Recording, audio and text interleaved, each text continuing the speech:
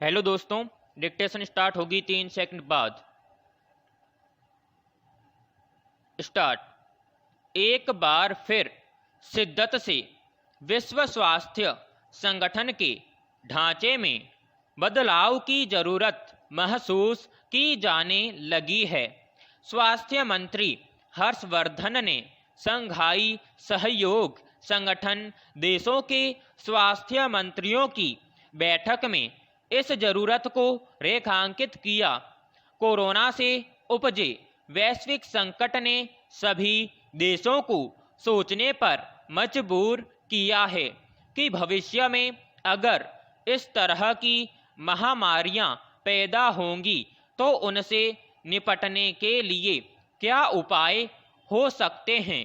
Shanghai सहयोग संगठन देशों के स्वास्थ्य मंत्री भी इसी विषय पर विचार विमर्श को जुटे थे। वैश्वीकरण के इस दौर में दुनिया की दूरियां मिट गई हैं।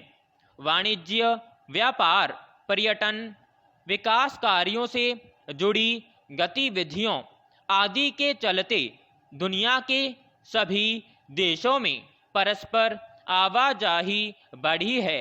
ऐसे में अगर कोई खतरनाक विषाणु पैर पसारता है तो देखते देखते दुनिया भर में उसका प्रभाव नजर आने लगता है।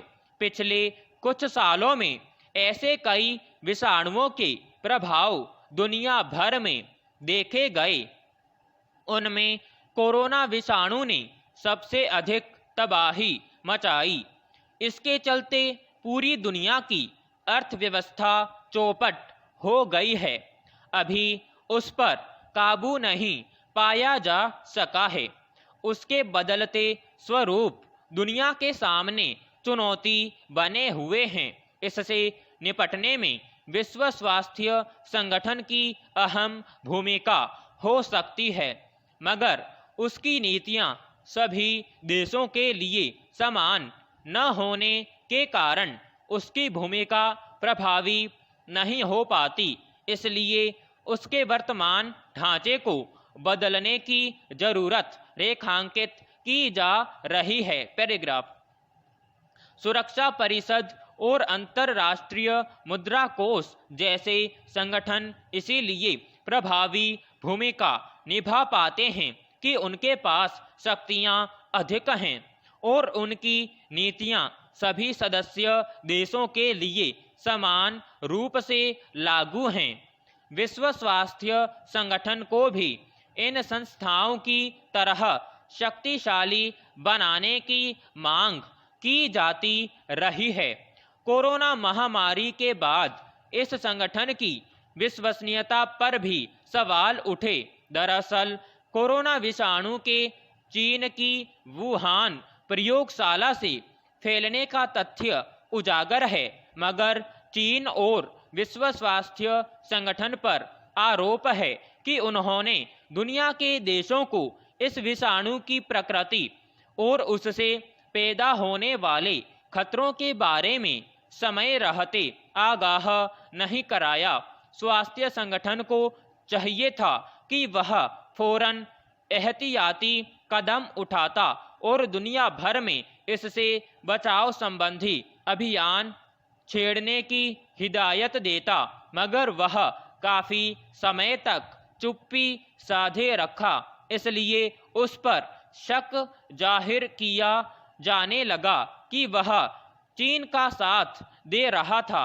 इस पर अमेरिका के तत्कालीन राष्ट्रपति डोनाल्ड ट्रंप ने तो सख्त कदम भी उठाए थे। अमेरिका की तरफ से मिलने वाले उसके कोष बंद कर दिए थे। पैराग्राफ।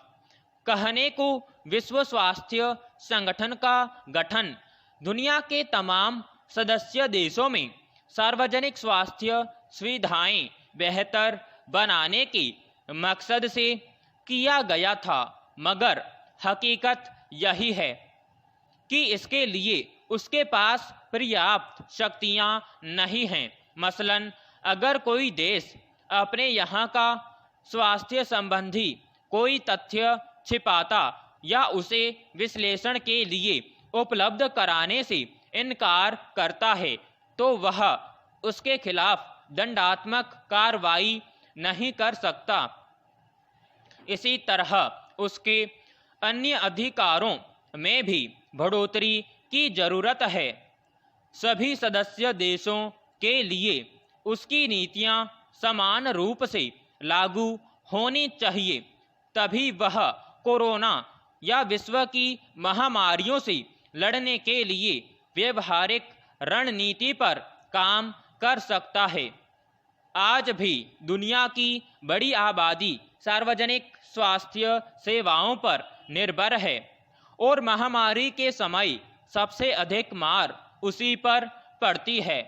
उस आबादी तक स्वास्थ्य सुविधाएं उपलब्ध कराने के लिए भी विश्व स्वास्थ्य संगठन के वर्तमान ढांचे में बदलाव की जरूरत है। पैराग्राफ। कोरोना की वजह से मरने वालों के परिजनों को मुआवजा देने का सर्वोच्च न्यायालय का आदेश लाखों लोगों के लिए मरहम की तरह आया है।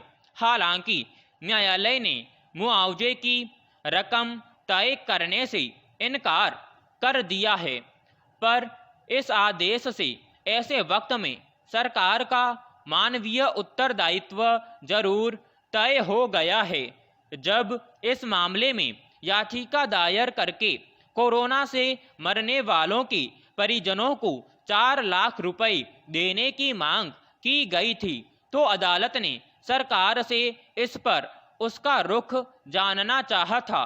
तब केंद्र सरकार ने हलफनामा दायर कर साफ कह दिया था कि प्राकृतिक आपदा की श्रेणी में जिन 12 विषयों को शामिल किया गया है उनमें बाढ़, भूकंप जैसी स्थितियां तो आती हैं, पर कोरोना जैसी महामारी नहीं आती। सरकार मरने वालों को मुआवजा देने में अक्षम है। इस तरह उस पर भारी आर्थिक बोझ पड़ेगा, मगर सर्वोच्च न्यायालय ने इसे सरकार का उत्तरदायित्व मानते हुए मुआवजा देने का आदेश दिया है। यह सरकार को तय करना है कि मुआवजे की राशि कितनी होगी। इसके लिए 6 हफ्ते के भीतर दिशा निर्देश जारी करने होंगे। पैराग्राफ।